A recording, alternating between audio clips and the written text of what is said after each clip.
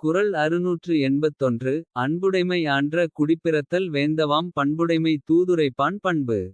விளக்க உரை. அன்பான குணமும் புகழ்வாய்ந்த குடிப்பிறப்பும். அரசினர் பாராட்டக்கூடிய நல்ல பண்பாடும் பெற்றிருப்பதே தூதருக்குரிய தகுதிகளாகும். குறள் 682. அன்பறி வாராய்ந்த சொல்வன்மை தூதுரைப்பார் கின்றி யமையாத மூன்று. விளக்க உரை. தூது செல்பவருக்கு தேவைப்படும் மூன்று முக்கியமான பண்புகள் அன்பு. அறிவு ஆராய்ந்து பேசும் சொல்வன்மை.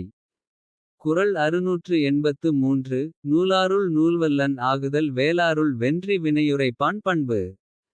விளக்க உரை. வேற்று நாட்டாரிடம் தனது நாட்டுக்கு வெற்றி ஏற்படும் வண்ணம் செய்தி உரைத்திடும் தூதுவன். நூலாய்ந்து அறிந்தவர்களிலேயே வல்லவனாக இருத்தல் வேண்டும். குறள் 684.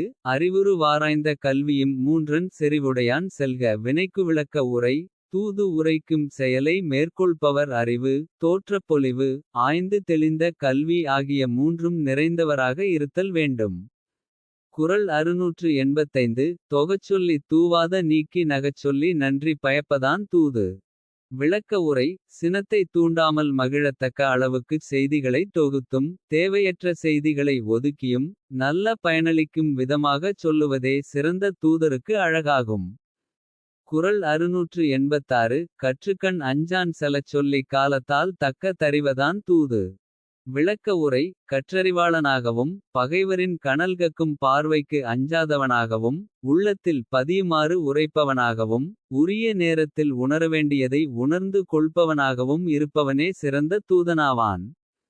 குறள் 687. கடனறிந்து காலங் கருதி இடனறிந் தெண்ணி உரைப்பான் தலை. விளக்க உரை. ஆற்றவேண்டிய கடமையை அறிந்து. அதற்குரிய காலத்தையும் இடத்தையும் தேர்ந்து. சொல்ல வேண்டியதை தெளிவாகச் சிந்தித்துச் சொல்பவனே சிறந்த தூதனாவான். குறள் 688. தூய்மை துணைமை துணிவுடைமை இம்மூன்றின் வாய்மை வழியுரைப்பான் பண்பு. விளக்க உரை. துணிவு துணை தூய ஒழுக்கம் ஆகிய இம்மூன்றும் தூதுவர்க்கு தேவையானவைகளாகும். குறள் 689. விடுமாற்றம் வேந்தர் குறைப்பான் வடுமாற்றம் வாய்சோரா வன்க நவன். விளக்க உரை. ஓர் அரசின் கருத்தை மற்றோர் அரசுக்கு எடுத்துரைக்கும் தூதன். வாய்தவறிக்கூட குற்றம் தோய்ந்த சொற்களை கூறிடாத உறுதி படைத்தவனாக இருத்தல் வேண்டும். குறள் 690. இறுதி பயப்பினும் எஞ்சா திரைவட் குருதி பயப்பதாம் தூது.